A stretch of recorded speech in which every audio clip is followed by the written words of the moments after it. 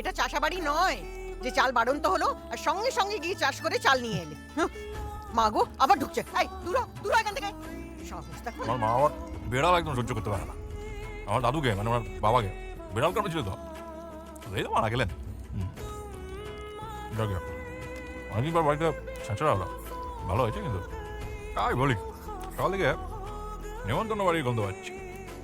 একটু ছাঁচড়া দাও না। তা হ্যাঁ বউ, সব আনাজ ওই ছাঁচড়াটাতে ঢেলে দিয়েছো? বাড়িতে যে একটা বেদবা আছে সে খেয়াল আছে? লাবড়া কাশি চলে যাও মা, কাশি। হ্যাঁ তা তো বলবি।